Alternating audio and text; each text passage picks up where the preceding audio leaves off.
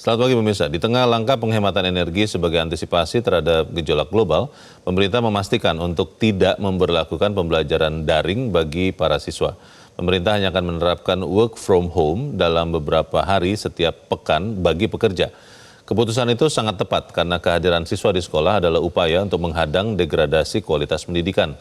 Kehadiran dan aktivitas di sekolah sejatinya bukan sekedar transfer ilmu, tetapi adalah ekosistem sosial. Pemirsa, inilah editorial Media Indonesia di seri ini Kamis 26 Maret 2026 dengan tema Langkah Tepat Pembatalan Belajar Daring bersama saya Leonard Samosir. Anda semua juga para pemirsa bisa ikut menyatakan pendapat Anda nanti dengan menelepon nomor 021 583 99 100. Dan pemirsa, pagi ini telah hadir bersama saya Ketua Dewan Redaksi Media Group, Elman Saragih. Bang Elman, selamat pagi. Pagi, Bung Leo. Sehat-sehat, Bang? Sehat. Pernah belajar daring, Bang? Online? Banyak orang... Kalau era kita pasti enggak lah. Sudah enggak ya? Enggak lah. Tapi mungkin anak dan cucu pernah dilihat ya. Kita lihat sendiri. Bagaimana belajar daring itu. Tapi pertanyaannya begini, Bang. Kalau kemudian sudah diputuskan untuk tetap belajar langsung ke sekolah, luring ya? Tatap muka lah. Tatap muka. Apakah itu kemudian nanti bisa juga menyumbangkan bagi penghematan BBM? Kan yang dikhawatirkan kan pemakaian BBM ini berlebihan. Ini bagaimana kontribusinya kepada usaha penghematan energi ini, Bang? Ya kan sebetulnya kan kalau ke sekolah kan itu kan pasti itu kan sebuah keniscayaan kan. Yeah. Artinya kan membutuhkan kendaraan atau apa kan. Kan sebetulnya yang harus kita cegah kan pemborosan-pemborosan yang tidak perlu. Kan kalau katakanlah biaya yang dikeluarkan oleh anak sekolah pergi ke sekolah, menurut saya sih normal aja. Itu bisa kita berikan ya? Harus dipahami dan harus diberikan gitu kan. Karena bagaimanapun, bayangkan Leo, kalau katakanlah misalnya kalau kualitas pendidikan itu makin menurun. Yeah.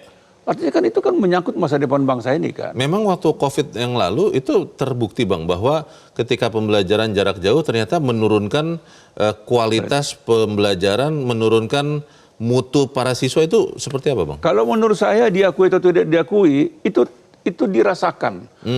Terutama dalam hal baca dan matematika. Oh, kemampuan dasar. Kemampuan dasar.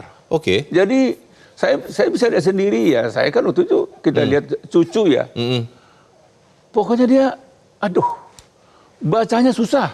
Pada saat itu baru mulai belajar membaca. Mulai mengenal huruf kan. Tapi harus online. Oke. Nah, matematikanya juga pasti akan rendah kan gitu kan. Sehingga memang itu yang sangat dirasakan. Belum lagi disiplin.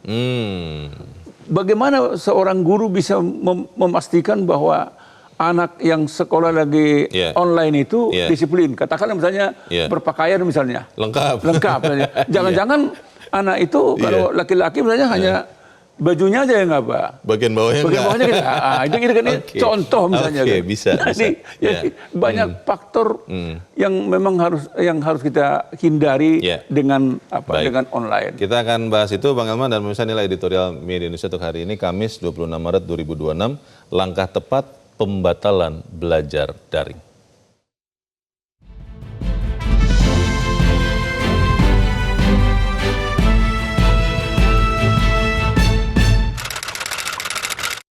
Langkah tepat pembatalan belajar daring.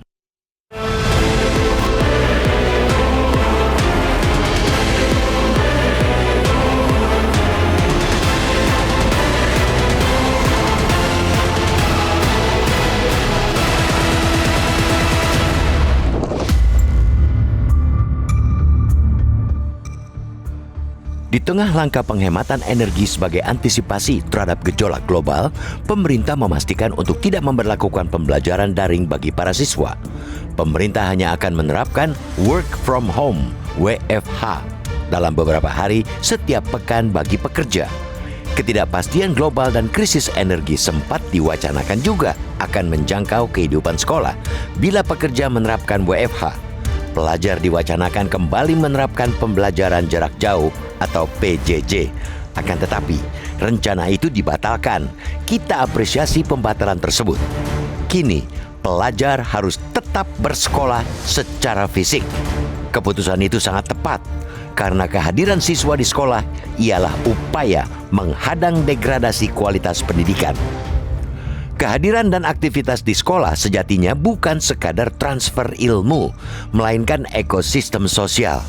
Mengembalikan proses belajar ke layar gawai sama saja menjerumuskan anak. Di ruang kelas, interaksi mata ke mata antara guru dan murid bisa melahirkan inspirasi. Sedangkan di layar gawai, seringkali hanya menelurkan rasa bosan. Sebagaimana diistilahkan Menteri Pendidikan Dasar dan Menengah Mendikdasmen Abdul Mukhti, bangsa Indonesia mengalami learning loss yang cukup serius akibat kekosongan pembelajaran atau pembelajaran daring yang dilakukan selama masa pandemi COVID-19.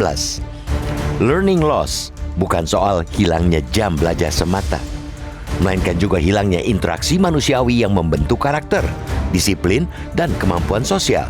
Ditambah lagi, persoalan ketimpangan akses teknologi di berbagai daerah hingga menurunnya efektivitas penyampaian materi.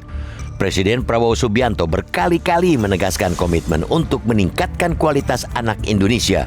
Semua itu termanifestasi dalam sejumlah program seperti makan bergizi gratis, MBG, sekolah rakyat, hingga cek kesehatan gratis. Bangsa Indonesia memang harus bersiap melaksanakan efisiensi energi menyusul krisis di Timur Tengah. Akan tetapi, penghematan tidak boleh mengalahkan urgensi pencegahan learning loss. Penurunan kemampuan literasi dan numerasi menjadi ancaman bagi daya saing bangsa. Sehingga pembuatan kebijakan yang menyuburkan learning loss sejatinya sama saja merusak masa depan bangsa.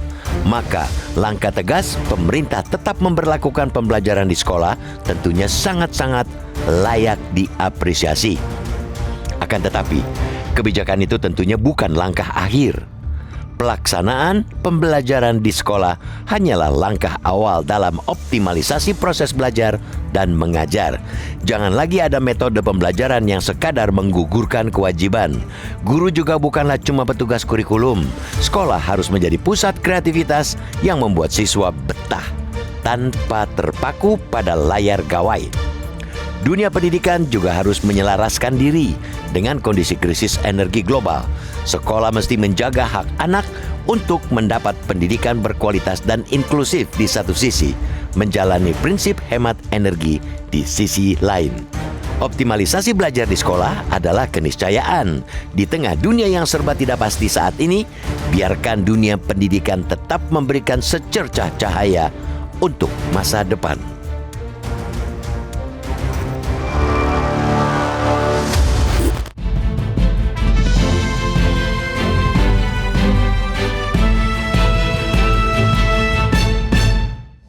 Di bagian berikut Anda bisa ikut menyatakan pendapat Anda terkait editorial Media Indonesia pagi ini. Pemirsa, untuk saat ini tetaplah bersama kami.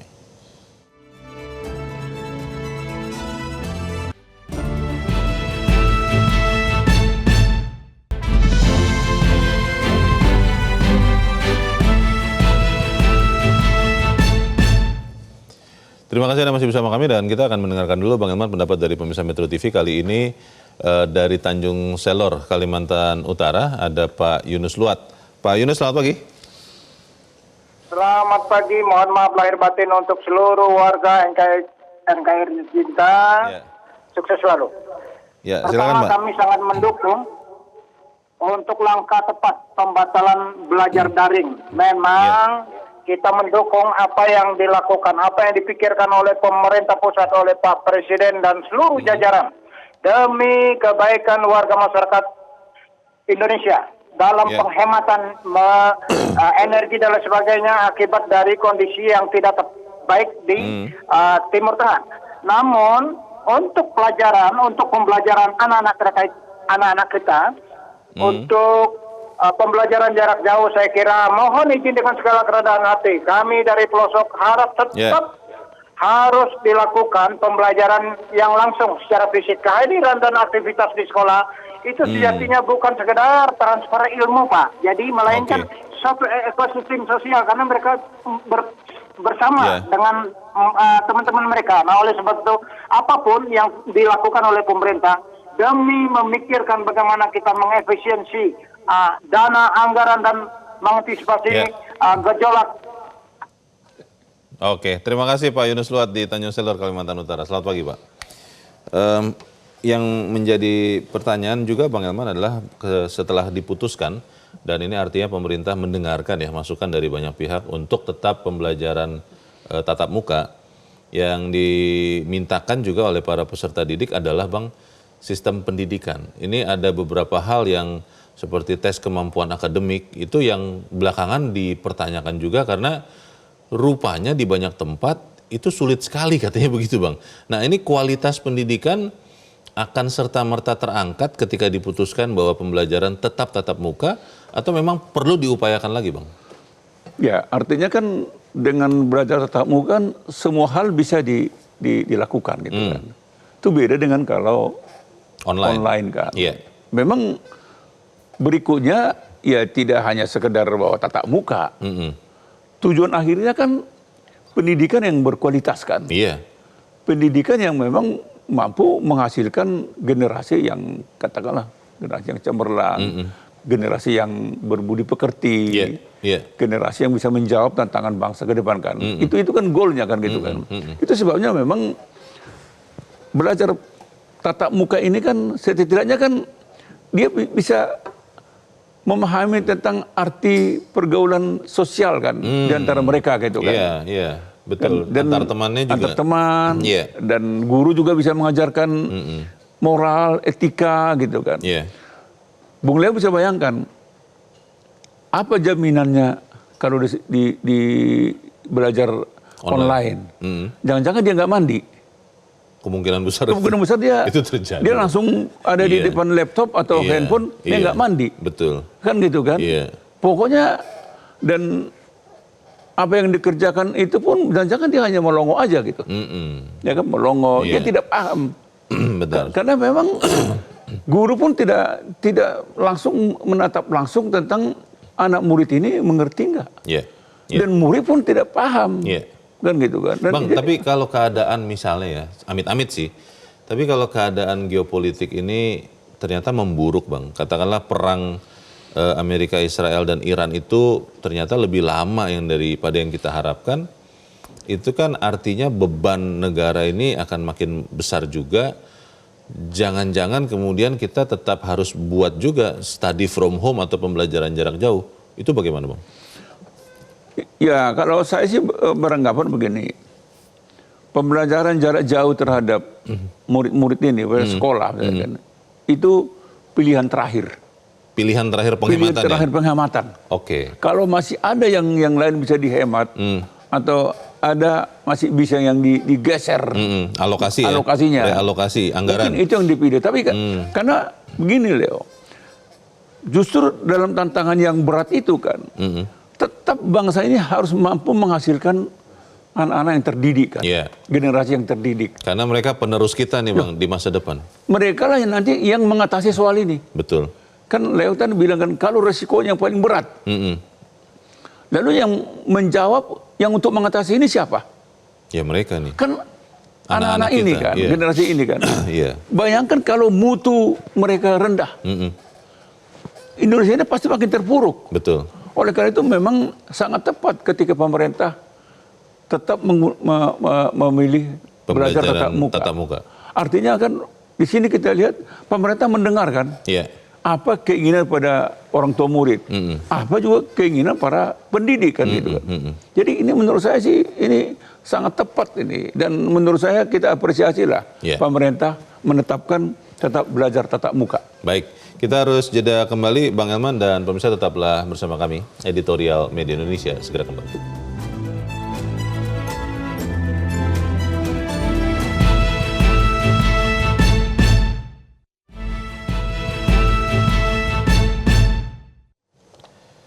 Terima kasih Anda masih bersama kami, dan kita ada di bagian akhir diskusi kita pagi ini. Bang Elman, kalau kita sudah melihat bahwa pemerintah dengan bijak mendengarkan masukan, pertanyaannya adalah bagaimana kemudian kita bisa memastikan Bang bahwa pembelajaran tatap muka ini pun ditingkatkan kembali mutunya, karena kalau tidak ya nanti orang akan bilang ya kalau begini ya nggak ada bedanya dengan pembelajaran online. Bagaimana Bang?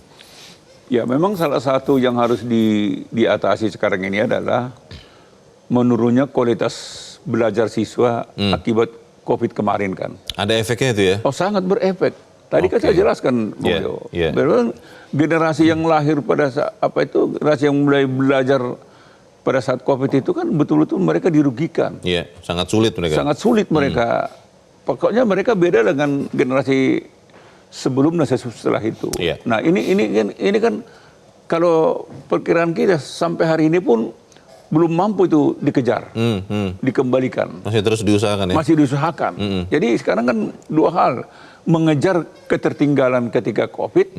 Kedua seperti yang dikatakan oleh Bung Leo tadi. Jadi ke depan memang pendidikan ini kan harus betul-betul diatasi kan. Iya, iya.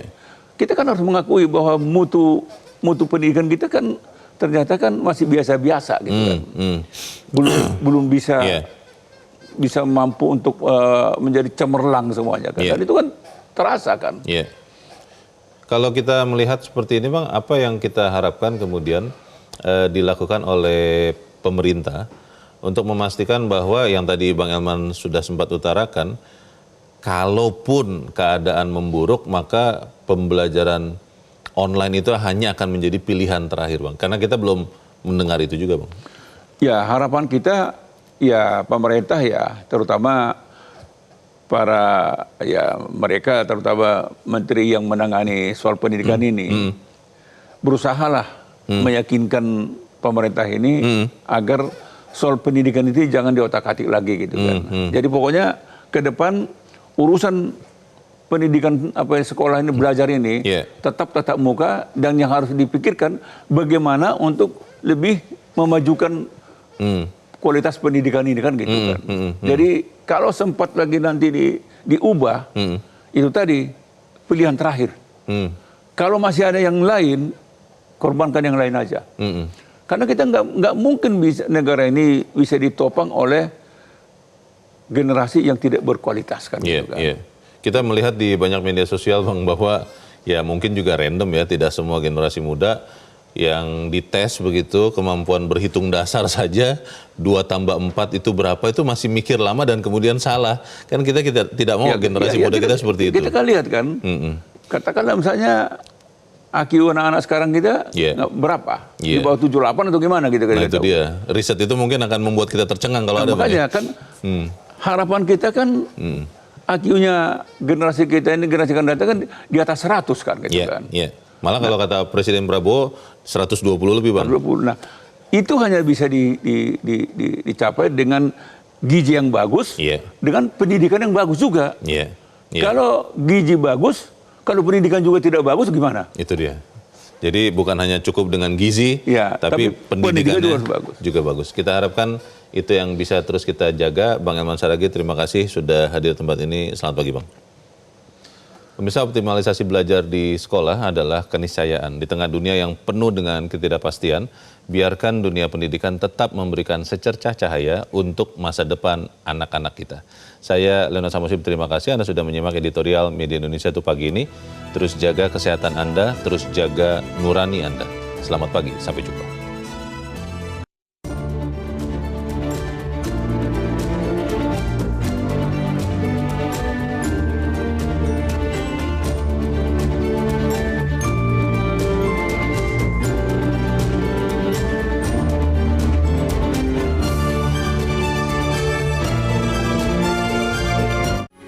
Metro TV.